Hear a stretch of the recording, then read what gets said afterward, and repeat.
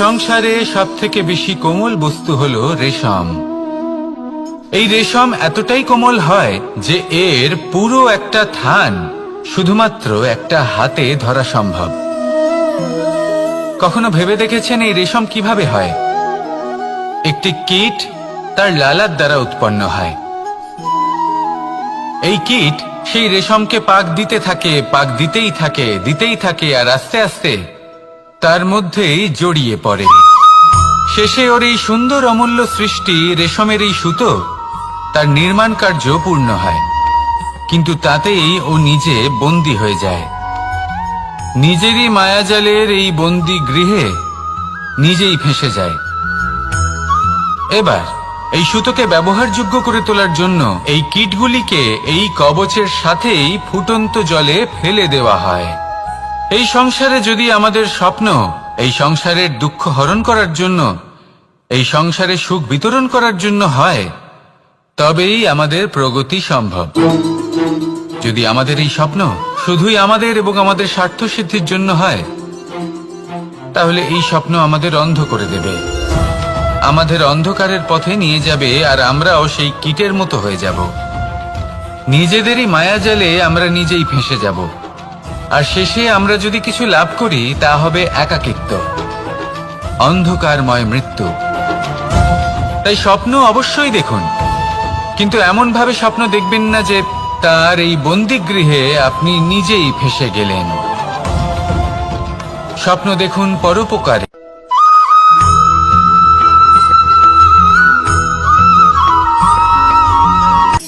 শক্তি শক্তি অর্জন করা এতটা কঠিন নয় যতটা শক্তি লাভ করার পরে সেই শক্তি সামলানো কঠিন হয়। কারণ যেই মানুষ শক্তি লাভ করে তার মনে গর্ববোধ জন্মায়, জন্মায় অহংকার, জন্মায় জেদ। তাই শক্তি প্রাপ্ত করার সাথে বিনম্র থাকাও অত্যন্ত আবশ্যক। আর এটা আমাদের শেখা উচিত বৃক্ষের থেকে। বৃক্ষ যা আমাদের ফল দেয়, বৃক্ষ যা যত ফল দেয় ততটাই ঝুঁকে যায়। আমরা পাথর মারি ওই বৃক্ষের থেকে ফল প্রাপ্ত করার জন্য। সেই পাথরের মার সহ্য করেও বৃক্ষ আমাদের ফল দেয়। কোনো গর্ববোধ নেই, কোনো অহংকার বোধ নেই, আর সেই জন্য এই বৃক্ষের পুজো করা হয়। এটাই হলো মাহাত্ম্য শক্তির সাথে বিনম্রতার। যদি এই শক্তি সৃজন করে থাকে, সাহায্য করে থাকে, সম্বল হয়ে থাকে, তবেই সেই শক্তি উপযুক্ত। আর নয়তো সেই শক্তি একদিন আপনাকে আসক্ত অবশ্যই করবে। তাহলে শক্তি অবশ্যই অর্জন করুন, কিন্তু তার সাথে সেই শক্তি সামলানোর মতো বিবেকও আপনাকে অবশ্যই জাগ্রত করতে হবে। তাহলে আসুন আমার সাথে ভালোবেসে বলুন রাধা রাধা।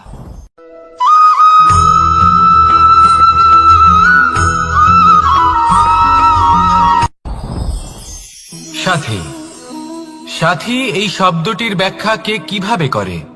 মিত্র, সখা, বন্ধু। কিন্তু অর্থ একটাই, তিনি যিনি আপনার সঙ্গী হন আর তিনি যার সাথী আপনি হন। এবার সব থেকে বড় প্রশ্ন হলো এটাই যে তিনি কে হতে পারেন যাকে আপনি আপনার সাথী বলে মেনে নিতে পারেন, নিজের সখা, নিজের মিত্র, নিজের বন্ধু মেনে নিতে পারেন। আপনার সাথী হলেন তিনি যিনি দুঃখের সময় আপনার পাশে থাকবেন, আপনার হাত ধরে থাকবেন। আপনার সাথী হলেন তিনি যার হাত আপনি নিজের সুখের দিনে ধরে থাকবেন। সেই সাথীরই হাত ধরুন যিনি দুঃখে সবসময় আপনাকে সাহায্য করার জন্য তৎপর হয়ে থাকেন, আপনার পাশে থাকেন, আর যাকে সুখের দিনে আপনি আপনার সাথে রাখতে পারেন। আর যখন আপনার সাথে আপনার এই সাথী থাকবে তখন আপনি এটা বুঝবেন যে যখন জীবনে দুঃখ আসে তখন এই দুঃখ কমে যায়, সবার মধ্যে ভাগ হয়ে যায়। আর যদি তখন সুখ আসে তাহলে সেটা সবার উপস্থিতিতে আরো বেড়ে যায়। এটাই হলো প্রেম, এটাই হলো ভালোবাসা, এটাই হলো সঙ্গ। যেমন সম্পর্ক আমার আর রাধার মাঝে। তাহলে আসুন আর আমার সাথে ভালোবেসে বলুন রাধা রাধা।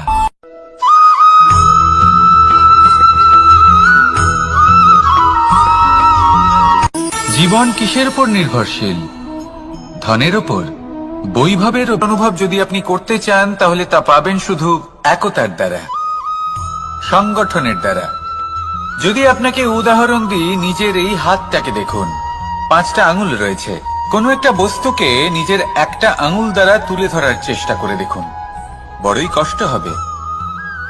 তখন আপনি বুঝতে পারবেন যখন এই 5টি আঙুল একত্রিত হয় তখন কোনো কাজ কতটা সহজ হতে পারে। এটাই হলো শক্তি একতার। সব থেকে ভালো উদাহরণ যদি আপনাকে দিই তাহলে বাঁশি। এই বাঁশি থেকে অত্যন্ত মধুর সুর নির্গত হয় যা সবার মন প্রসন্ন করে দেয়। এই কথা সত্যি, কিন্তু এই বাঁশি আমি একটা বা দুটো আঙুল দিয়ে বাজাতে পারবো না। আমাকে প্রত্যেকটা আঙুল ব্যবহার করতেই হবে, তবেই এর থেকে মধুর সুর নির্গত হবে যা সকলকে প্রসন্ন করবে, ঠিক কিনা? ঠিক এইভাবেই যদি আপনি চান যে আপনার জীবনরূপী বাঁশি থেকেও মধুর সুর নির্গত হোক বা সবার মনকে প্রসন্ন করে তুলুক, তাহলে আপনাকেও জীবনে একতা নিয়ে আসতেই হবে। আপনি একাও কর্ম করতে পারেন, পথ চলতেও পারেন, সামনেও এগোতে পারেন, সাফল্যও লাভ করতে পারেন।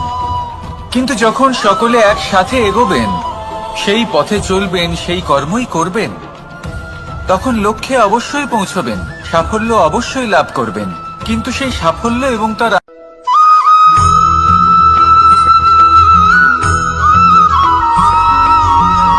পুরুষার্থ। শাস্ত্রে 4 ধরনের পুরুষার্থের কথা বলা হয়েছে। প্রথম হলো ধর্ম। আপনি কি জানেন এই ধর্ম আসলে কি? আপনার কি মনে হয় ধর্ম আসলে কি? কোনো বিশেষ ঈশ্বরকে মানাই কি ধর্ম বলা হয়? নাকি কোনো বিশেষ রীতি পালন করাই হলো ধর্ম? নাকি কোনো বিশেষ সাহিত্যকে সর্বশ্রেষ্ঠ মনে করাই হলো ধর্ম? না, ধর্ম হলো সেটা যাকে ধারণ করা যেতে পারে, আর ধারণ শুধু সেটাই করা যায় যা পবিত্র। পবিত্র শুধু তাকেই বলা হয় যা নিঃস্বার্থ, যার মধ্যে শাসন করার কোনো ইচ্ছে নেই, যা সরলভাবেই প্রবাহমান, জল এবং বায়ুর মতো। যখন কোনো ব্যক্তি ধর্মকে ধারণ করেন এবং সেই ধর্ম সেই ব্যক্তিকে রক্ষা করে, তখন তাকে ধর্ম বলা হয়। ধর্ম যা রক্ষা করে অহংকার থেকে, খারাপ চিন্তার হাত থেকে। সেই জন্য পুরুষার্থ গড়ে তোলার আগে, ধর্ম পালন করার আগে ধর্মের প্রকৃত অর্থ কি সেটা বুঝে নিন। এটা জেনে রাখুন যে সমস্ত ধর্মের আধার, সমস্ত ধর্মের ভিত শুধুমাত্র ভালোবাসা। আসুন আর এই ভালোবাসার সাথেই বলুন রাধা রাধা।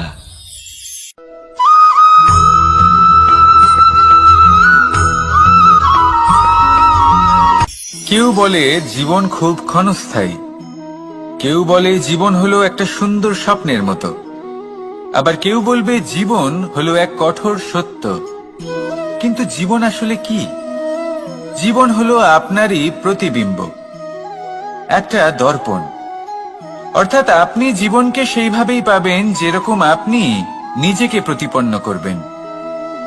যদি আপনি দর্পণের দিকে তাকিয়ে হাসেন, তাহলে আপনি সামনে হাসি মুখী দেখতে পাবেন। এবার যদি আপনি গম্ভীর হয়ে থাকেন, তাহলে আপনি একজন রুষ্ট ব্যক্তি দেখতে পাবেন। শেষে সবথেকে বেশি গুরুত্বপূর্ণ হলো আপনার চেষ্টা। আপনাকে সবসময় চেষ্টা করতে হবে যাতে আপনি নিজেকে প্রসন্ন এবং ইতিবাচক মনোভাবে রাখেন। এটা হলো আপনারই উত্তরদায়িত্ব, তাকে পালন করুন। এই মনকে প্রসন্ন রাখুন, এই সংসারকে সুন্দর বলে মনে হবে। আর এই মন প্রসন্ন হয়ে বলবে রাধা রাধা।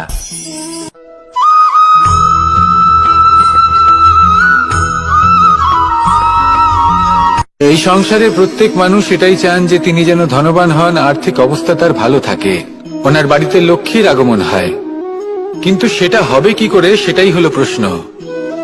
কেউ বলেন যে যদি পরিশ্রম করো তাহলে ধন অর্জন সম্ভব, কেউ বলেন যে যদি বিদ্যা লাভ হয় তবেই ধন অর্জন সম্ভব, কেউ বলেন যে যদি বলশালী হও তবেই সম্পন্ন থাকবে। ভালো কথা, যদি তাই হয়ে থাকে, তবে দিনমজুর সারা দিন পরিশ্রম করেন, তিনি কেন ধনী হন না? অনেকজন বিদ্বান মানুষ আছেন এই সংসারে, তারা কেন ধনবান হন না? অনেক সংখ্যক বলশালী ব্যক্তি আছেন, তাদের কাছে ধন নেই কেন? তাদের কেন ধনের অভাব হয়?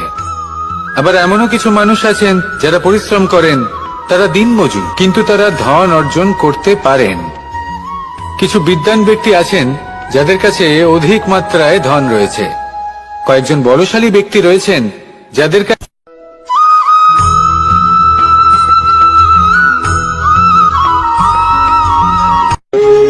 যখন মানুষের মৃত্যু হয় তখন কি হয়? অনেক সংখ্যক মানুষ শোক পালন করতে চলে আসেন। যে ব্যক্তি মৃত্যু লাভ করেছেন তার অনেক বস্তু থাকে যেগুলো তার প্রিয়, যেগুলো তিনি ব্যবহার করেছেন। তার শয্যা, তার বস্ত্র, তার আভূষণ সবকিছু তার থেকে বিচ্ছিন্ন করা হয় এবং খালি হাতে তাকে শ্মশানের উদ্দেশ্যে রওনা করা হয়। আমি আপনাকে এই প্রশ্ন করতে চাই, আপনি এই সংসারে কি অর্জন করেছেন? ধন, সম্পত্তি, বস্ত্র, আভূষণ, এই সবকিছু যে আপনি অর্জন করেছেন, আপনার মৃত্যুর পরে তা আপনার থেকে দূর হয়ে যাবে। এর উত্তর হলো একটাই, আপনার কর্ম।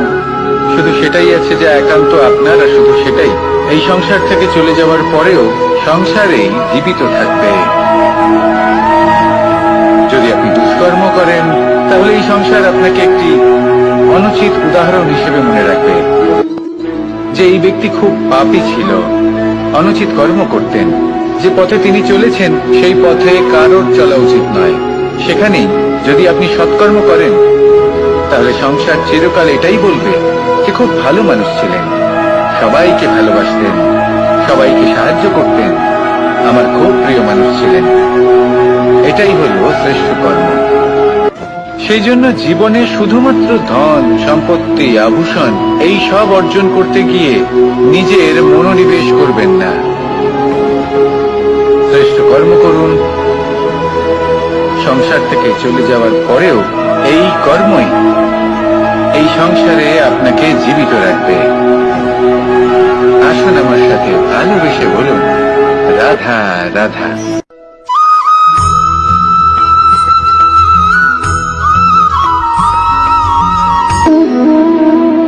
সম্পর্ক হলো আমাদের জীবনের একটি আধার।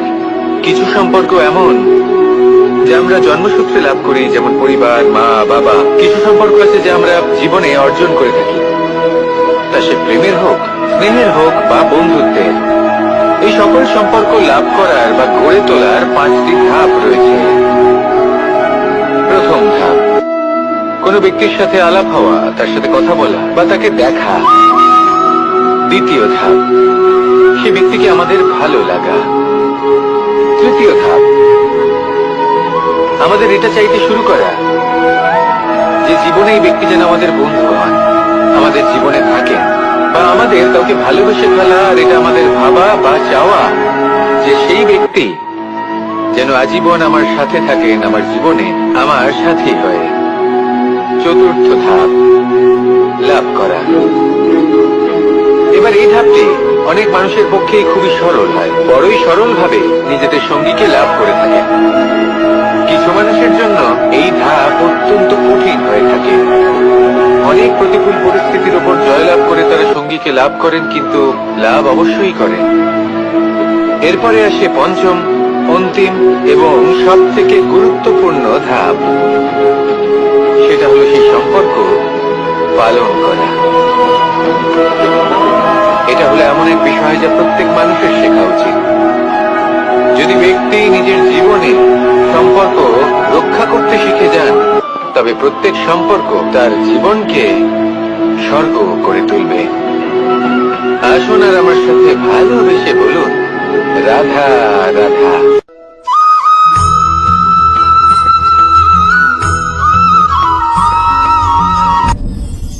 আপনি কি কখনো কোনো জলের ধারা দেখেছেন?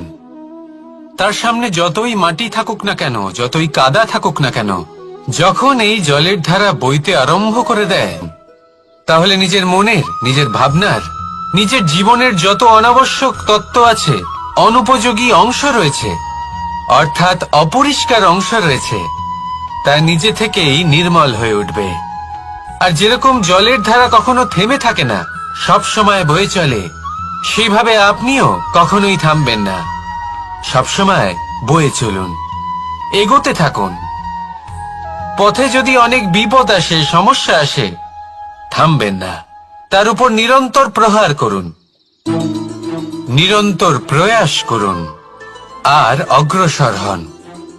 আপনি ভেবে দেখুন, এই জলের ধারা কখনো থেমে থাকে না, সবসময় বয়ে চলে, বিপদের সম্মুখীন হয়ে তাকে সাথে বয়ে নিয়ে চলে। সেই জন্য জলের ধারা, প্রবাহমান এই ধারা, এর থেকে কখনো দুর্গন্ধ আসে না, এতে কখনো ময়লা জমতে পারে না, বরং পালিত হয় সুন্দর প্রাণবন্ত জীবজন্তু, যেমন সুন্দর ছোট মাছ। তাই আপনিও এটাই করুন, কখনো থামবেন না, শুধু চলতে থাকুন, জলের ধারার মতো বইতে থাকুন। আপনি আপনার লক্ষ্য অবশ্যই খুঁজে পাবেন, আর তার সাথে নিজের অন্তরের যে মালিন্য রয়েছে তা আপনি নিজেই নিজের থেকে দূরে করে দেবেন। তাহলে আসুন আর আমার সাথে ভালোবেসে বলুন, রাধা রাধা।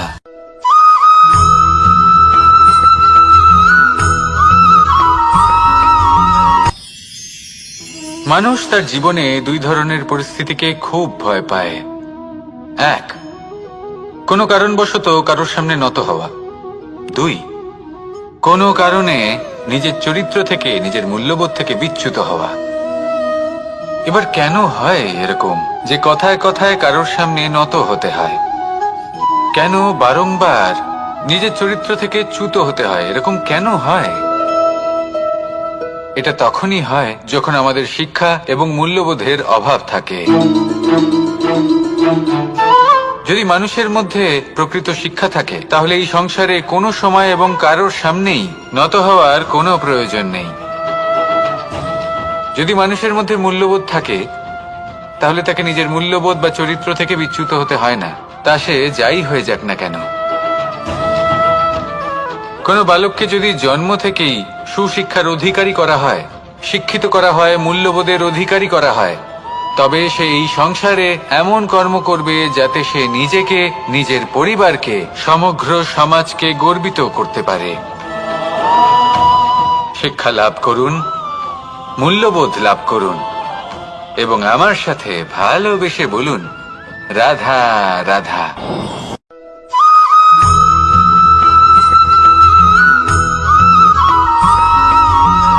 আপনি কখনো কোনো বাজকে নিজের বাসা বানাতে দেখেছেন? এই বাজ যখনই কোনো বাসা বানায়, তখন উঁচু গাছের ডালে বা কোনো পর্বতের শিখরে বাসা বানায়, অনেক উচ্চতায়, আর সেখানে তার সন্তানও জন্মগ্রহণ করে। যখন এই সন্তানেরা জন্মায়, তখন এই বাজ খুবই ভালোবেসে এবং খুব সাবধানে এদের পালন পোষণ করে, নিজের ঠোঁট দিয়ে তাদের ঠোঁটে খাবার পরিবেশন করে। কিন্তু যেই সেই সন্তানেরা হৃষ্টপুষ্ট হয়ে যায় এবং সেই কথা বাজ নিজে বুঝতে পেরে যায়, সেই বাজ নিজেই সেই বাসা ছিন্ন ভিন্ন করে দেয়। সেই সন্তান যাদের সবেমাত্র ডানা গজিয়েছে, কিভাবে উঠতে হয় তারা জানে না, সেই সন্তানগুলিকে উচ্চতা থেকে ঠেলে দেয়। সেই সন্তান প্রথমে ভয়ভীত হয়ে যায়, তারা সামনে মৃত্যুকে দেখতে পেয়ে ভয়ের কারণে তাদের ডানা ঝাপটাতে থাকে, আর সেই প্রক্রিয়াতেই সেই সন্তানগুলি উড়তে শুরু করে দেয়। এবার এই ঘটনায় আমরা কি শিক্ষা পেতে পারি? এটাই, যদি আপনি মাতা পিতা হন, তাহলে নিজের সন্তানকে অবশ্যই স্নেহ করুন, কিন্তু তাদেরকে নিজের আঁচলের তলায় বেঁধে রাখবেন না। যদি আপনি চান আপনার সন্তান জীবনে উন্নতি করুক, তাহলে নিজের মুঠো থেকে তাদের স্বতন্ত্র করে দিন, এই সংসারে সংঘর্ষ করতে দিন। সেই সন্তান নিজেই বুঝতে পারবে যে জন্মের সময় পাওয়া ডানা কি করে ব্যবহার করতে হয়, আর আপনার চোখের সামনে আপনার সন্তান এই আকাশে উড়তে থাকবে। তাহলে আসুন আমার সাথে ভালোবেসে বলুন, রাধা রাধা।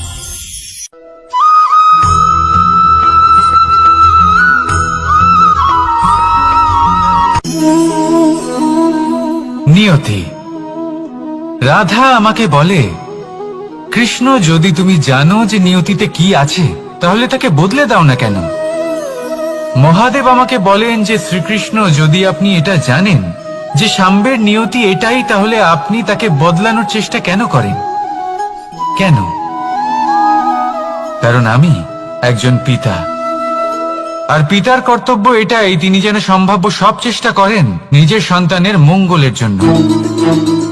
নিয়তি আমি জানি, কিন্তু এটাও আমি জানি যে কর্মের থেকে বড় আর কোনো নিয়তি হতে পারে না। অভিজ্ঞতাও রয়েছে যে কর্মের হাতে নিয়তির এই চক্র বদলে যেতে পারে। তাই জীবনে যদি আপনার কখনো এমন মনে হয় যে এটা তো অসম্ভব, তখনও চেষ্টা করা কখনোই ছাড়বেন না। কে বলতে পারে আপনারই কর্মের কোনো এক বীজ হয়তো নিয়তির চাকায় আটকে গেল, আর নিয়তিকে নিজের পথ পাল্টাতে হলো, ঠিক কিনা? সেই জন্য নিয়তিকে ভাগ্য মেনে নিয়ে চুপ করে বসে থাকবেন না। নিজের নিয়তি স্বয়ং নিজের কর্মের দ্বারা নির্ধারিত করুন, কারণ আপনার এই কর্মের ওপরেই আপনার অধিকার রয়েছে, আর এই অধিকারকে নিয়তি অনেক সময় সম্মানও করে। তাহলে আসুন আর আমার সাথে ভালোবেসে বলুন, রাধা রাধা।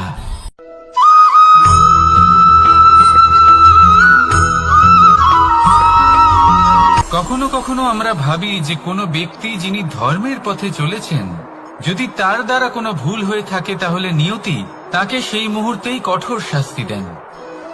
কিন্তু সেই সব মানুষ যারা সংসারের সব থেকে বড় অধর্মী, বহু নিকৃষ্ট মানের কাজ করেন, তাদের নিয়তি অনেক সুযোগ দেন। তাদের নিয়তি এরকম কঠোর প্রহার করেন না। এই ভাবনা কখনো না কখনো মনে আসেই। ভেবে দেখুন কেন? আসলে জীবনকে বেশিরভাগ মানুষ একভাবেই দেখে থাকেন, বিভিন্ন স্তরে একে দেখা উচিত। এবার আপনি বলুন, এই সংসারে কোনো অধর্মী কখনো প্রেরণার উৎস হতে পারেন? কখনোই নয়। যে মানুষ নিজের আত্মাকে মলিন করে ফেলেছেন, তিনি এই সংসারকে কিভাবে প্রেরণা যোগাবেন? উনি নিজেই বুঝতে পারেন না কোনটা করা উচিত, ধর্ম কোনটা। তাই নিয়তি তাকে একটা সুযোগ দেন, এটা বোঝার সুযোগ দেন যে কোনটা উচিত, কোনটা ধর্ম। সুযোগ দেন নিজের বিবেক জাগিয়ে তোলার, তাকে সুযোগ দেন নিজের অন্তরাত্মার ডাক শোনার।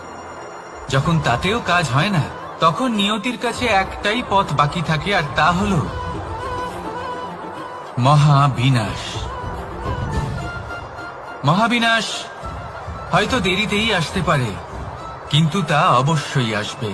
আর যখন মহাবিনাশ আসে, তখন মহাবিনাশের যন্ত্রণা সমগ্র মানব জীবনের যন্ত্রণার থেকে অনেক বেশি হয়। এই কথাটা সবসময় মনে রাখবেন। আর অন্যদিকে যে মানুষ ধর্মের পথে চলছেন, তার দ্বারা যদি কোনো ভুল হয়ে থাকে, তখন নিয়তি তার পরীক্ষা নেন। কিছুক্ষণের জন্য মানুষের মনে হতে পারে নিয়তি তাকে কঠোর শাস্তি দিয়েছেন।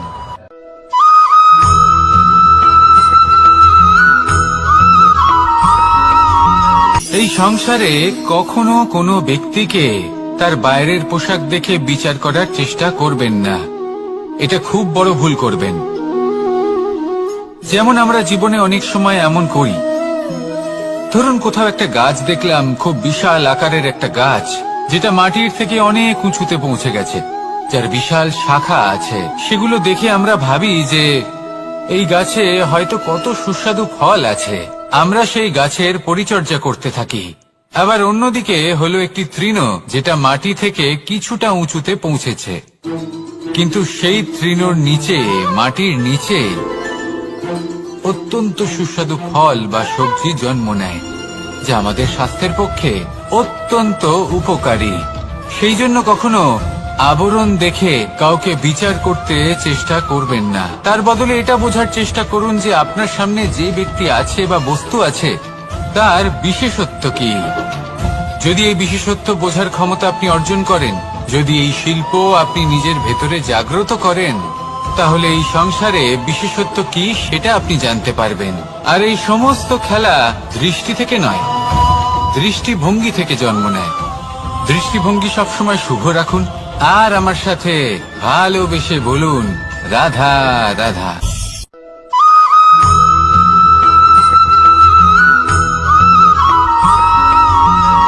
পুরুষার্থ। শাস্ত্রে 4 ধরনের পুরুষার্থের কথা বলা হয়েছে। প্রথম হলো ধর্ম, আপনি কি জানেন এই ধর্ম আসলে কি? আপনার কি মনে হয় ধর্ম আসলে কি? কোনো বিশেষ ঈশ্বরকে মানাই কি ধর্ম বলা হয়, নাকি কোনো বিশেষ রীতি পালন করাই হলো ধর্ম, নাকি কোনো বিশেষ সাহিত্যকে সর্বশ্রেষ্ঠ মনে করাই হলো ধর্ম? না, ধর্ম হলো সেটা যাকে ধারণ করা যেতে পারে, আর ধারণ শুধু সেটাই করা যায় যা পবিত্র। পবিত্র শুধু তাকেই বলা হয় যা নিঃস্বার্থ, যার মধ্যে শাসন করার কোনো ইচ্ছে নেই, যা সরলভাবেই প্রবাহমান, জল এবং বায়ুর মতো। যখন কোনো ব্যক্তি ধর্মকে ধারণ করেন এবং সেই ধর্ম সেই ব্যক্তিকে রক্ষা করে, তখন তাকে ধর্ম বলা হয়। ধর্ম যা রক্ষা করে অহংকার থেকে, খারাপ চিন্তার হাত থেকে। সেই জন্য পুরুষার্থ গড়ে তোলার আগে, ধর্ম পালন করার আগে ধর্মের প্রকৃত অর্থ কি সেটা বুঝে নিন। এটা জেনে রাখুন যে সমস্ত ধর্মের আধার, সমস্ত ধর্মের ভিত শুধুমাত্র ভালোবাসা। আসুন আর এই ভালোবাসার সাথেই বলুন রাধা রাধা।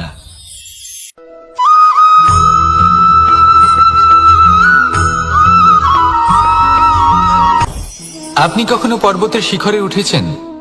আপনি দেখতে পাবেন পর্বতের পদতলে প্রচুর সুন্দর ফুল রয়েছে, সবুজ বনানী রয়েছে। যত আপনি ওপরে উঠতে থাকবেন তত ফুল কমতে থাকবে, সবুজ বনানী কমতে থাকবে। আরো কিছুটা ওপরে উঠলে কাঁটা জাতীয় গাছ দেখতে পাবেন, শুকনো গাছ দেখতে পাবেন। আরো যদি ওপরে ওঠেন তাহলে পাষাণ দেখতে পাবেন। আরো ওপরে উঠলে হিমখণ্ড দেখতে পাবেন। এই যে পর্বত, তা মনুষ্য জীবনের সবথেকে উত্তম উদাহরণ। মানুষ যখন সাফল্যের শিখরে পৌঁছতে চান, মহানুভবতার শিখরে পৌঁছতে চান, পথে যত আস্তে আস্তে উপরে উঠতে থাকেন, ততই ভৌতিক বস্তু তার থেকে বিচ্ছিন্ন হতে থাকে। যদি তিনি সেই ভৌতিক বস্তুগুলি ত্যাগ না করতে পারেন, তাহলে কখনোই সেই স্থানে পৌঁছতে পারবেন না। আর মানুষ যদি উচিত ত্যাগ করতে পারেন, পথে অগ্রসর হতে থাকেন, এগোতে থাকেন, তাহলে একদিন না একদিন তিনি মহানুভবতার, জ্ঞানের, সাফল্যের হিমের স্বাদ অবশ্যই লাভ করবেন। মনে রাখবেন, মানব জীবনে ত্যাগ হলো অত্যন্ত গুরুত্বপূর্ণ অংশ। আসুন আমার সাথে ভালোবেসে বলুন রাধা রাধা।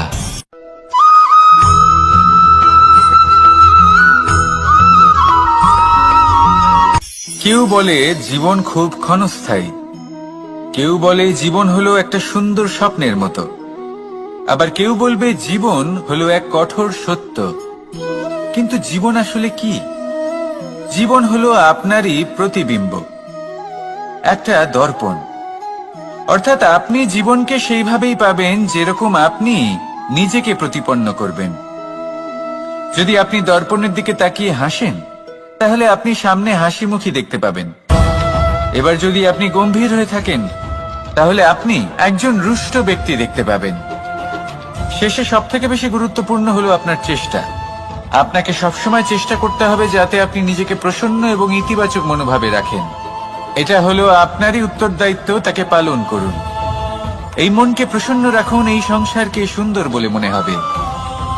আর এই মন প্রসন্ন হয়ে বলবে রাধা রাধা।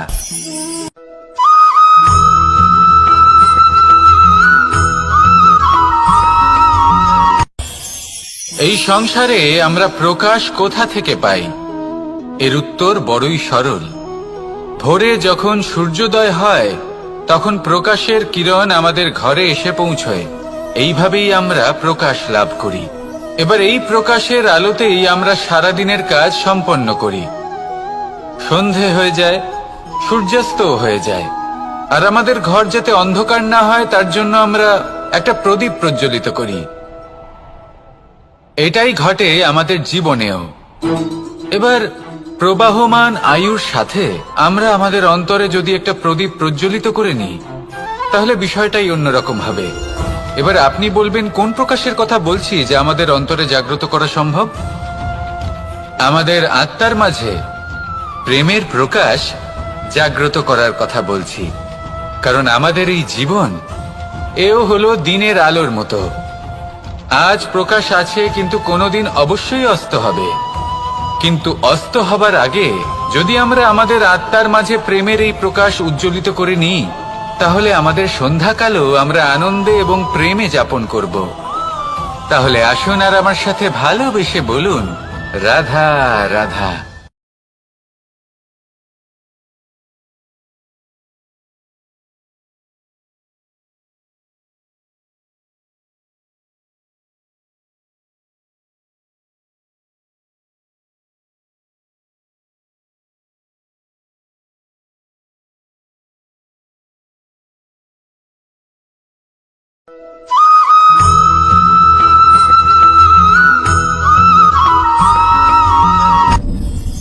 আপনি কি কখনো কোনো জলের ধারা দেখেছেন? তার সামনে যতই মাটি থাকুক না কেন, যতই কাদা থাকুক না কেন, যখন এই জলের ধারা বইতে আরম্ভ করে দেয়, তাহলে নিজের মনের, নিজের ভাবনার, নিজের জীবনের যত অনাবশ্যক তত্ত্ব আছে, অনুপযোগী অংশ রয়েছে, অর্থাৎ অপরিষ্কার অংশ রয়েছে, তা নিজে থেকেই নির্মল হয়ে উঠবে। আর যেরকম জলের ধারা কখনো থেমে থাকে না, সব সময় বয়ে চলে, সেইভাবে আপনিও কখনোই থামবেন না। সবসময় বয়ে চলুন, এগোতে থাকুন। পথে যদি অনেক বিপদ আসে, সমস্যা আসে, থামবেন না, তার উপর নিরন্তর প্রহার করুন, নিরন্তর প্রয়াস করুন আর অগ্রসর হন। আপনি ভেবে দেখুন, এই জলের ধারা কখনো থেমে থাকে না, সবসময় বয়ে চলে, বিপদের সম্মুখীন হয়ে তাকে সাথে বয়ে নিয়ে চলে। সেই জন্য জলের ধারা, প্রবাহমান এই ধারা, এর থেকে কখনো দুর্গন্ধ আসে না, এতে কখনো ময়লা জমতে পারে না, বরং পালিত হয় সুন্দর প্রাণবন্ত জীবজন্তু, যেমন সুন্দর ছোট মাছ। তাই আপনিও এটাই করুন, কখনো থামবেন না, শুধু চলতে থাকুন, জলের ধারার মতো বইতে থাকুন। আপনি আপনার লক্ষ্য অবশ্যই খুঁজে পাবেন, আর তার সাথে নিজের অন্তরের যে মালিন্য রয়েছে, তা আপনি নিজেই নিজের থেকে দূরে করে দেবেন। তাহলে আসুন আর আমার সাথে ভালোবেসে বলুন, রাধা রাধা।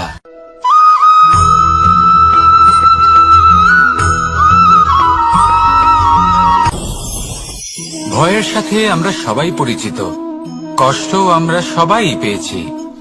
কখনো কখনো আমরা অসুস্থ হয়ে পড়ি, আর এমন সময় হলে মাতার মমতা, কখনো বাবার স্নেহ, কখনো বন্ধুদের পাশে থাকার অনুভূতি আমাদের রোগ নিরাময়ে সাহায্য করে। কখনো যদি আমরা নিরাশ হয়ে পড়ি, তখন যদি আমাদের কোনো আপনজন আমাদের দুটো ভালো কথা বলে, তখন আমাদের মনোবল বেড়ে যায়। ঠিক তেমন সংসারের এই রঙ্গমঞ্চে যদি আপনি পীড়িত অনুভব করেন, কিছু শুভ কথা আলোচনা করুন, কিছু স্তুতি গান করুন, কিছু মুহূর্তের জন্য হলেও নিজের ইষ্টদেবের কথা স্মরণ করুন আর প্রার্থনা করুন। সাহস বাড়বে, শক্তিও বৃদ্ধি পাবে এবং সামনে এগিয়ে চলার পথও দেখতে পাবেন। তখন এই মন প্রসন্ন হয়ে বলবে, রাধা রাধা।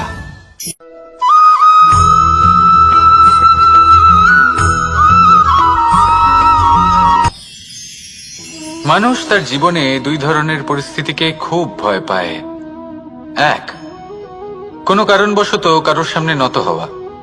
দুই, কোনো কারণে নিজের চরিত্র থেকে, নিজের মূল্যবোধ থেকে বিচ্যুত হওয়া। এবার কেন হয় এরকম যে কথায় কথায় কারোর সামনে নত হতে হয়? কেন বারংবার নিজের চরিত্র থেকে চ্যুত হতে হয়? এরকম কেন হয়? এটা তখনই হয় যখন আমাদের শিক্ষা এবং মূল্যবোধের অভাব থাকে।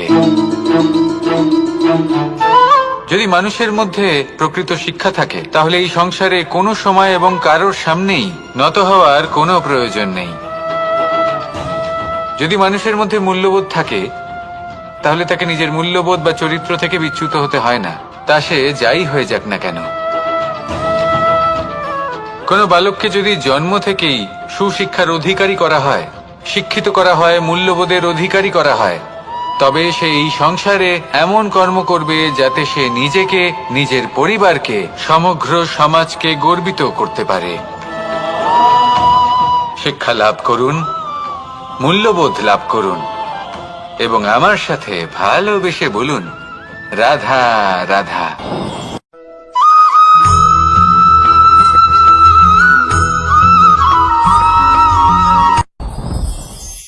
সাথী, সাথী এই শব্দটির ব্যাখ্যা কে কিভাবে করে?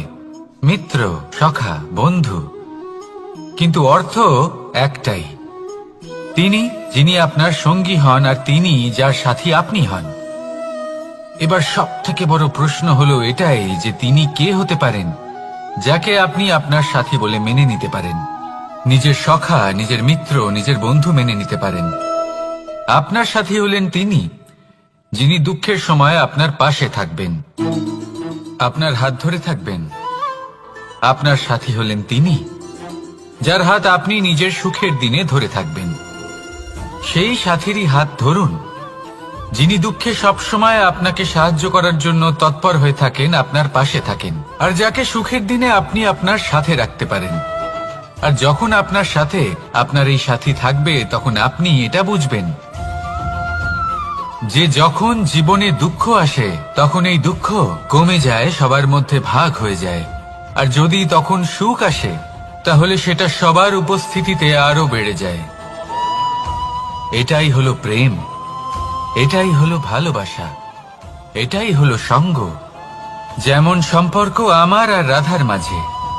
তাহলে আসুন আর আমার সাথে ভালোবেসে বলুন, রাধা রাধা।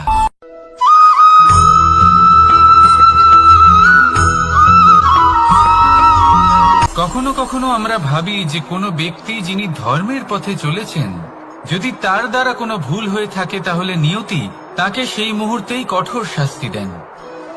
কিন্তু সেই সব মানুষ যারা সংসারের সব থেকে বড় অধর্মী, বহু নিকৃষ্ট মানের কাজ করেন, তাদের নিয়তি অনেক সুযোগ দেন। তাদের নিয়তি এরকম কঠোর প্রহার করেন না। এই ভাবনা কখনো না কখনো মনে আসেই। ভেবে দেখুন কেন? আসলে জীবনকে বেশিরভাগ মানুষ একভাবেই দেখে থাকেন, বিভিন্ন স্তরে একে দেখা উচিত। এবার আপনি বলুন, এই সংসারে কোনো অধর্মী কখনো প্রেরণার উৎস হতে পারেন? কখনোই নয়। যে মানুষ নিজের আত্মাকে মলিন করে ফেলেছেন তিনি এই সংসারকে কিভাবে প্রেরণা যোগাবেন? উনি নিজেই বুঝতে পারেন না কোনটা করা উচিত, ধর্ম কোনটা। তাই নিয়তি তাকে একটা সুযোগ দেন, এটা বোঝার সুযোগ দেন যে কোনটা উচিত, কোনটা ধর্ম। সুযোগ দেন নিজের বিবেক জাগিয়ে তোলার, তাকে সুযোগ দেন নিজের অন্তরাত্মার ডাক শোনার। যখন তাতেও কাজ হয় না তখন নিয়তির কাছে একটাই পথ বাকি থাকে, আর তা হল মহাবিনাশ। মহাবিনাশ হয়তো দেরিতেই আসতে পারে, কিন্তু তা অবশ্যই আসবে। আর যখন মহাবিনাশ আসে তখন মহাবিনাশের যন্ত্রণা সমগ্র মানব জীবনের যন্ত্রণার থেকে অনেক বেশি হয়। এই কথাটা সবসময় মনে রাখবেন। আর অন্যদিকে যে মানুষ ধর্মের পথে চলছেন তার দ্বারা যদি কোনো ভুল হয়ে থাকে তখন নিয়তি তার পরীক্ষা নেন। কিছুক্ষণের জন্য মানুষের মনে হতে পারে নিয়তি তাকে কঠোর শাস্তি দিয়েছেন,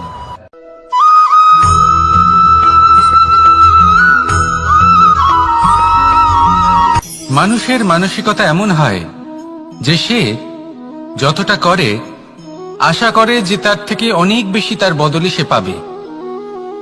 দেখুন, সবকিছুই আপনার ভাবনা চিন্তার উপর নির্ভর করছে। আপনি যদি ফলের বিষয়ে ভেবে কর্ম করতে থাকেন তাহলে সেটা অনুচিত। জীবনের আসল আনন্দ হলো নিজের কর্ম করতে থাকা, ফলের চিন্তা করা উচিত নয়। যদি আপনি এরকম ভাবেন যে আমি এতটা করছি, আমার এতটা পাওয়া উচিত, সেই ভাবনা অনুচিত। যদি আপনি সেবার মানসিকতা নিয়ে কর্ম করতে থাকেন, কর্মচক্রে প্রবাহিত হন, যদি আপনি এমন ভাবনা রাখেন যে আমি এতটা পাচ্ছি তাই এর থেকে অনেক বেশি আমি কর্ম করব, তাহলে নিশ্চিত রূপে আপনি যতটা করছেন তার থেকে অনেক বেশি আপনি পাবেন, আপনার আশার থেকে অনেক বেশি আপনি পাবেন। শুধু জীবনে অনেক বেশি কাজ করতে থাকুন, ফলের চিন্তা করবেন না। আর মনে রাখবেন, এই ভাবনাই সব থেকে বড় বীজ। কর্মের উপর বিশ্বাস রাখুন, জীবনে যা যা আপনি চান সবই সুখময় হবে। আসুন আর আমার সাথে ভালোবেসে বলুন, রাধা রাধা।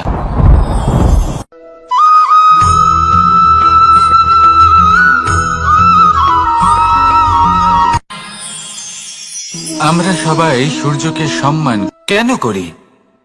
কারণ আমরা জানি যে সন্ধেবেলা যখন সূর্যাস্ত হবে তখন শুধুমাত্র অন্ধকার বাকি থাকবে। ঠিক কিছুটা এরকমই হয় আমাদের মাতা পিতাও, যিনি আমাদের জন্ম দেন, আমাদের ভরণ পোষণ করেন, আমাদের বড় করেন, আমাদের প্রেম প্রদান করেন। কখনো কখনো তাদের মুখ থেকে কটু কথা নিঃসৃত হয়, আমাদের দুঃখ হয়, কিন্তু তখন আমাদের এটা বোঝা উচিত এগুলি নিঃসৃত হচ্ছে আমাদেরই মঙ্গলের জন্য। যেমন সূর্যদেব, উনিও উত্তাপ দিয়ে থাকেন আমাদেরই মঙ্গলের জন্য, যাতে ফসল পাকতে পারে, যাতে জল বাষ্প হয়ে মেঘ হতে পারে, বৃষ্টি হতে পারে, আর এই সংসারে নিরন্তর জলের প্রবাহ থাকে। আমাদের মাতা পিতা, তাদের কঠোর আচরণ, তাদের কঠোর অনুশাসনের পেছনে লুকিয়ে থাকে ওনাদের ভালোবাসা। আমাদের তা বুঝতে হবে, সসম্মানে ওনাদের গ্রহণ করতে হবে। কারণ ঠিক সূর্যাস্তের পরে যেমন চতুর্দিক অন্ধকারচ্ছন্ন হয়ে যায়, তেমনি আমাদের জীবন থেকে যখন আমাদের মাতা পিতা চলে যায় তখন আমাদের জীবনেও শুধু এবং শুধুমাত্র অন্ধকারই ছেয়ে থাকে।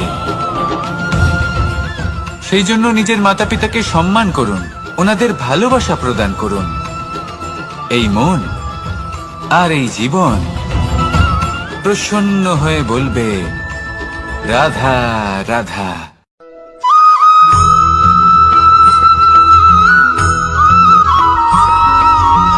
এই সংসারে কখনো কোনো ব্যক্তিকে তার বাইরের পোশাক দেখে বিচার করার চেষ্টা করবেন না, এটা খুব বড় ভুল করবেন। যেমন আমরা জীবনে অনেক সময় এমন করি, ধরুন কোথাও একটা গাছ দেখলাম, খুব বিশাল আকারের একটা গাছ, যেটা মাটির থেকে অনেক উঁচুতে পৌঁছে গেছে, যার বিশাল শাখা আছে। সেগুলো দেখে আমরা ভাবি যে এই গাছে হয়তো কত সুস্বাদু ফল আছে, আমরা সেই গাছের পরিচর্যা করতে থাকি। আবার অন্যদিকে হলো একটি তৃণ, যেটা মাটি থেকে কিছুটা উঁচুতে পৌঁছেছে, কিন্তু সেই তৃণর নিচে, মাটির নিচে অত্যন্ত সুস্বাদু ফল বা সবজি জন্ম নেয়, যা আমাদের স্বাস্থ্যের পক্ষে অত্যন্ত উপকারী। সেই জন্য কখনো আবরণ দেখে কাউকে বিচার করতে চেষ্টা করবেন না, তার বদলে এটা বোঝার চেষ্টা করুন যে আপনার সামনে যে ব্যক্তি আছে বা বস্তু আছে তার বিশেষত্ব কি। যদি এই বিশেষত্ব বোঝার ক্ষমতা আপনি অর্জন করেন, যদি এই শিল্প আপনি নিজের ভেতরে জাগ্রত করেন, তাহলে এই সংসারে বিশেষত্ব কি সেটা আপনি জানতে পারবেন। আর এই সমস্ত খেলা দৃষ্টি থেকে নয়, দৃষ্টিভঙ্গি থেকে জন্ম নেয়। দৃষ্টিভঙ্গি সবসময় শুভ রাখুন আর আমার সাথে ভালোবেসে বলুন, রাধা রাধা।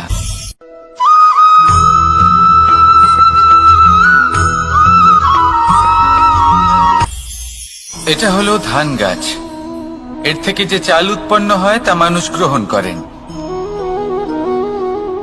আর এটা কি? এ হলো জংলি ঘাস।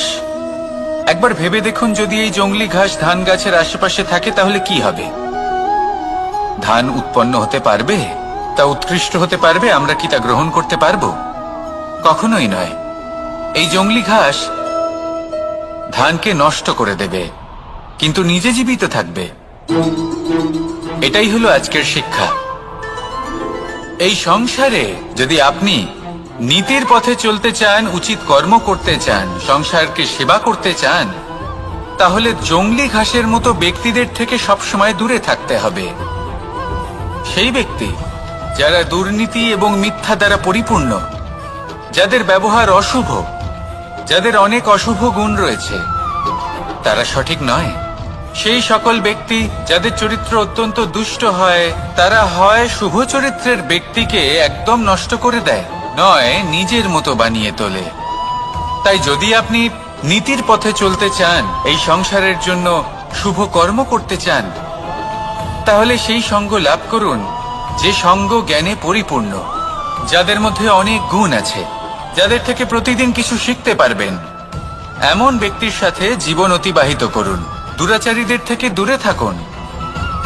তবেই এই মন প্রসন্ন হয়ে বলবে, রাধা রাধা।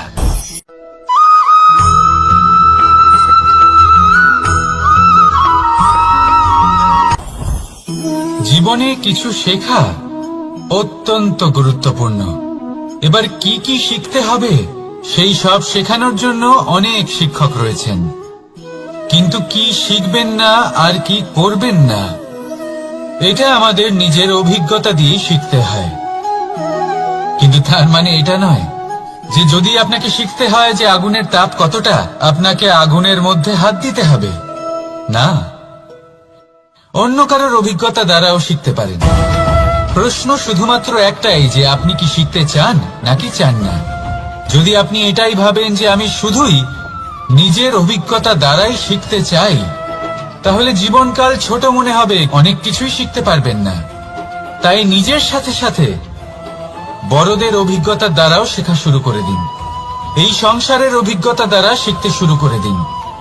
আর এটা নিশ্চিত রূপে শেখা আবশ্যক যে কখন কি করবেন না, কোথায় থামতে হবে আর কোথায় থামবেন না।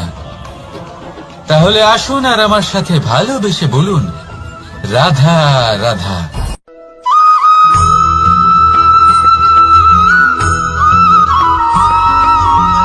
এই সংসারে সবথেকে বেশি কোমল বস্তু হলো রেশম। এই রেশম এতটাই কোমল হয় যে এর পুরো একটা থান শুধুমাত্র একটা হাতে ধরা সম্ভব। কখনো ভেবে দেখেছেন এই রেশম কিভাবে হয়? একটি কীট তার লালার দ্বারা উৎপন্ন হয়। এই কীট সেই রেশমকে পাক দিতে থাকে, পাক দিতেই থাকে আর আস্তে আস্তে তার মধ্যেই জড়িয়ে পড়ে। শেষে ওর এই সুন্দর অমূল্য সৃষ্টি রেশমের এই সুতো তার নির্মাণ কার্য পূর্ণ হয়, কিন্তু তাতেই ও নিজে বন্দী হয়ে যায়। নিজেরই মায়াজালের এই বন্দী গৃহে নিজেই ফেঁসে যায়। এবার এই সুতোকে ব্যবহারযোগ্য করে তোলার জন্য এই কীটগুলিকে এই কবচের সাথেই ফুটন্ত জলে ফেলে দেওয়া হয়। এই সংসারে যদি আমাদের স্বপ্ন এই সংসারের দুঃখ হরণ করার জন্য, এই সংসারে সুখ বিতরণ করার জন্য হয়, তবেই আমাদের প্রগতি সম্ভব। যদি আমাদের এই স্বপ্ন শুধুই আমাদের এবং আমাদের স্বার্থ সিদ্ধির জন্য হয়, তাহলে এই স্বপ্ন আমাদের অন্ধ করে দেবে, আমাদের অন্ধকারের পথে নিয়ে যাবে, আর আমরাও সেই কীটের মতো হয়ে যাব। নিজেদেরই মায়াজালে আমরা নিজেই ফেঁসে যাব, আর শেষে আমরা যদি কিছু লাভ করি তা হবে একাকিত্ব, অন্ধকারময় মৃত্যু। তাই স্বপ্ন অবশ্যই দেখুন, কিন্তু এমন ভাবে স্বপ্ন দেখবেন না যে তার এই বন্দিগৃহে আপনি নিজেই ফেঁসে গেলেন। স্বপ্ন দেখুন পরোপকারে।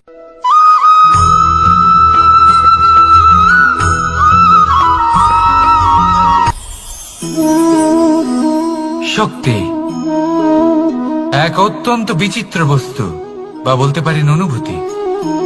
পিতা সবসময় চান যেন তিনি তার শক্তি পুত্রকে। আসুন আপনাকে সহজে বোঝাই। যদি আপনি সুপাত্র হন আর আপনাকে শক্তি দেওয়া হয়, তাহলে আপনি সেই শক্তির গুরুত্ব বুঝবেন, কোথায় সেই শক্তি প্রয়োগ করা উচিত সেটা বুঝবেন। আর এটা যেহেতু অর্জন করা শক্তি হবে, সেই শক্তির অপব্যবহার হবে না। কিন্তু যদি এই আপনি কুপাত্র হন আর যদি আপনাকে এই শক্তি দেওয়া হয়, তাহলে কি হবে? দেখতে গেলে এই শক্তি আপনি দান হিসেবে পেয়েছেন, তাই না আপনি এই শক্তির গুরুত্ব বুঝবেন আর না এর প্রয়োগ আপনি জানবেন। তার অপব্যবহার হওয়া সুনিশ্চিত। তাই যদি আপনি কোনো শক্তি অর্জন করতে চান, তাহলে আগে তার যোগ্য হয়ে উঠুন, পুত্র নয় পাত্র হয়ে উঠুন। আর আমার সাথে ভালোবেসে বলুন রাধা রাধা।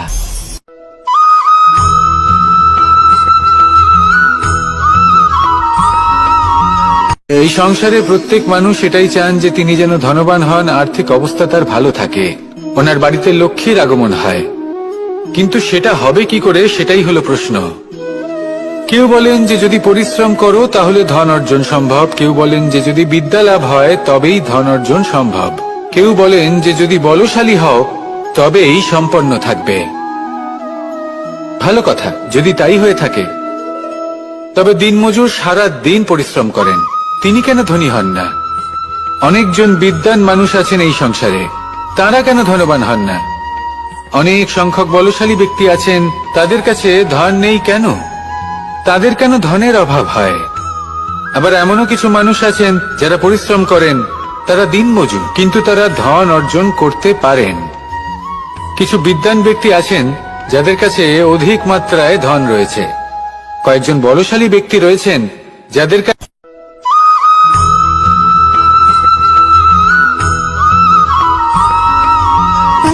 সুখ, দুঃখ এবং শক্তি, এই তিন হলো এই সংসারের ত্রিদেবের মতো। আমাদের জীবনে যা কিছু ঘটছে এই তিনটির ভিত্তির উপরেই হচ্ছে। আসলে এই সংসারের একটা নিয়ম আছে, যখনই আপনি কিছু লাভ করেন এই সংসার আপনার পরীক্ষা নেয়। এটা জানার জন্য আপনার পরীক্ষা নেয় যে আপনি যা কিছুই লাভ করেছেন আপনি কি আদৌ সেটার যোগ্য কিনা। ঠিক সেইভাবেই এই সুখ, দুঃখ এবং শক্তি আপনার পরীক্ষা নিয়ে থাকে। যখন সুখ আসে তখন সে আপনার পরীক্ষা নেয় যে আপনার মধ্যে অহংবোধ জাগ্রত হয়নি তো। যদি অহংবোধ চলে আসে তাহলে সুখ সেখানেই সঙ্গ ত্যাগ করে। দুঃখ আপনার ধৈর্যের পরীক্ষা নিতে থাকে, আর যদি আপনার মধ্যে ধৈর্য না থাকে তাহলে এটা আপনাকে আরো বেশি দুঃখের গভীর অন্ধকারে ঠেলে দেবে। সেখানে শক্তি পরীক্ষা নেয় আপনার বিনম্রতার। যদি আপনি বিনম্র না হন তাহলে হয় এই শক্তি আপনার সঙ্গ ত্যাগ করবে, নয় এই শক্তি বিনম্রতার অভাবে আপনার পতনের কারণ হতে পারে। এই সংসারে যে কোনো ব্যক্তি যিনি এই পরীক্ষায় উত্তীর্ণ হয়ে থাকেন এই জীবনে তিনি সাফল্য লাভ করেন। আসুন আমার সাথে ভালোবেসে বলুন, রাধা রাধা।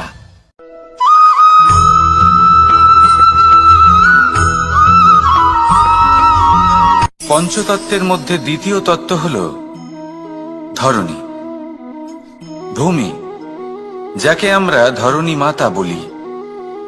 এই ধরণী ধৈর্য ধারণ করে, আর এর ওপরেই আমাদের সমগ্র সংসার নির্ভরশীল। কারণ এই ভূমি সহ্য ক্ষমতা রাখে, এর সহ্য ক্ষমতা হল অপরিসীম। সন্তান যতই আঘাত প্রদান করুক না কেন প্রেম পূর্বক সহ্য করে, আর তার বদলে অমূল্য রত্ন প্রদান করে। সন্তান যদি হাল চালায় তাহলে তার বদলে তাকে অন্ন প্রদান করে। এটাই হলো ধরণী। এবার এর থেকে আমরা কি শিক্ষা পেতে পারি? এটাই যে কারোর জন্য কিছু করা বা কাউকে কিছু দেওয়া মনে কোনো কামনা ছাড়াই। আর এই কথাটা বুঝে যান, যদি কারোর জন্য কামনা না রেখে বা কোনো পাওয়ার আশা না রেখে কারোর জন্য কিছু করেন বা কারোকে কিছু দেন, যদি এটা আপনি শিখতে পারেন তবে আপনি ভালোবাসতে শিখে গেছেন। আর সেই জন্যই এই ধরিত্রীকে মাতা বলা হয়। কারণ মাতা শুধু উনি নন যিনি গর্ভে সন্তানকে ধারণ করেন, মাতা তো উনিও যিনি জীবন বাঁচতে শেখান, যিনি জীবন বাঁচার উদাহরণ প্রদান করেন।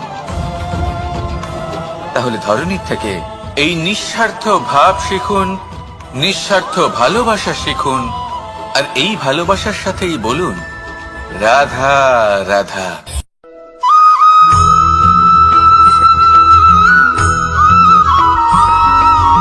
মানুষ জন্মগ্রহণ করে, তার সাথে ভয়েরও জন্ম হয়। ছোটবেলা থেকেই আমাদের মনে কোনো না কোনো প্রকারের ভয় থেকেই যায়। কেউ এই বিষয়ে ভয় পায় যে তার কোনো বস্তু তার থেকে দূরে চলে যাবে, কেউ এই বিষয়ে ভয় পায় যে আমি নিজেকে হারিয়ে ফেলব, কেউ এই ভেবে ভয় পায় যে আমার প্রিয়জনেরা তারা যেন আমার থেকে দূরে না চলে যায়, কেউ এই ভেবে ভয় পায় যে আমরা যেন পথ না হারিয়ে ফেলি, আদি ইত্যাদি। কিন্তু সত্যি কথা বলতে ভেবে দেখুন এই ভয় বাস্তবে কি? শুধুই একটা মনস্থিতি, আর কিছুই নয়। যা কিছু আপনি জীবনে পেয়েছেন তা একদিন আপনাকে হারাতে হবে। এই জীবন হলো আপনারই, কিন্তু তাও একদিন সমাপ্ত হবে। তাই ভয় পেয়ে কি লাভ? এই ভয় শুধু আপনাকে জীবন যাপন করা থেকে বাধা দিচ্ছে, আর কিচ্ছু নয়। পথ হারিয়ে ফেললেই বুঝতে পারবেন যে নতুন পথ কিভাবে বানাতে হয়। কিছু মানুষকে জীবন থেকে হারালে তবেই আপনি বুঝবেন যে আপনার আপনজনকে। এই ভয়ের কারণে ভীত হয়ে থাকবেন না।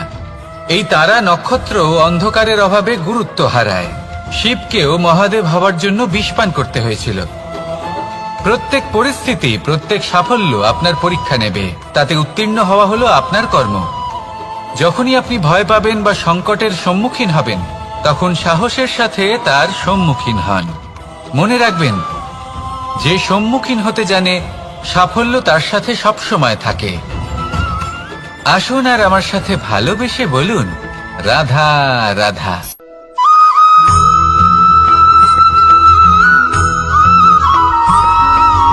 জীবনে অগ্রসর হওয়ার জন্য আমাদের কাকে প্রয়োজন হয়?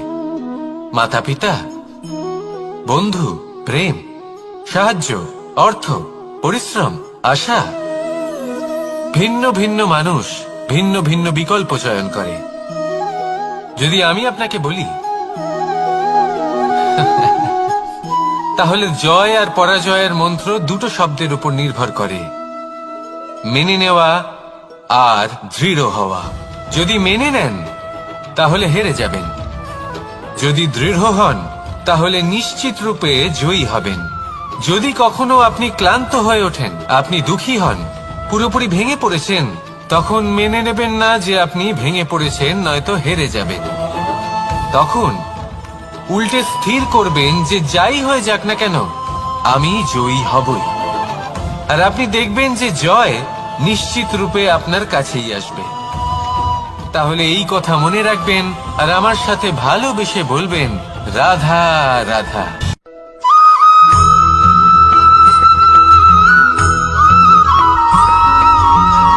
এই সংসারে কোনো বস্তু হোক বা ব্যক্তি হোক, তার একার গুরুত্ব কিন্তু খুব বেশি নয়। একটা উদাহরণ হিসেবে বৃষ্টির ফোঁটাকে ভেবে দেখুন। যদি একটি বৃষ্টির ফোঁটা হয় তাহলে তার খুব বেশি গুরুত্ব থাকে না, কিন্তু যখন সহস্র বৃষ্টির ফোঁটা মেঘের মধ্যে দিয়ে ঝরে পড়ে, তখন সেটা বর্ষার রূপ ধারণ করে। সেই বর্ষা যা এই প্রকৃতিকে শান্ত করে। সেইভাবেই পাথরের ছোট টুকরো, তার খুব বেশি গুরুত্ব থাকে না, কিন্তু যখন অসংখ্য পাথরের টুকরো একত্রিত হয় তখন তা পর্বতের আকার ধারণ করে। সেইভাবেই কিছু মানুষ যখন একত্রিত হন তখন তৈরি হয় পরিবার, কিছু পরিবার যখন একত্রিত হয় তখন তৈরি হয় সমাজ, যখন অনেক সংখ্যক সমাজ একত্রিত হয় তখন তৈরি হয় রাজ্য। এবার এই রাজ্যের সব থেকে গুরুত্বপূর্ণ ব্যক্তি হতে পারেন রাজা, কিন্তু তাও সেই রাজা একা কিছু করতে পারেন না। যুদ্ধ লড়ার সময় তারও নিজের সৈন্যদলকে প্রয়োজন পড়ে। কিন্তু এই সংসারে এমন একজন ব্যক্তি আছেন যিনি একাই সব কাজ করতে থাকেন, এবং সেই ব্যক্তি হলেন মা।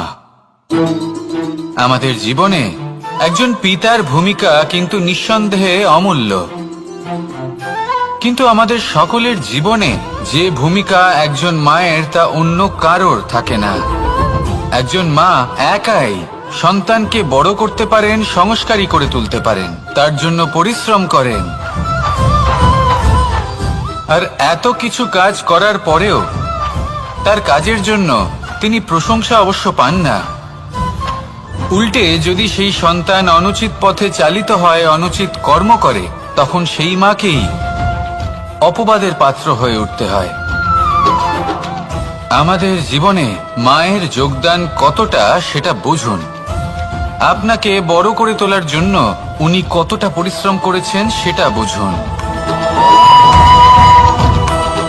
আজ থেকে, এখন থেকে, এই মুহূর্ত থেকে মাকে সম্মান করতে শিখুন।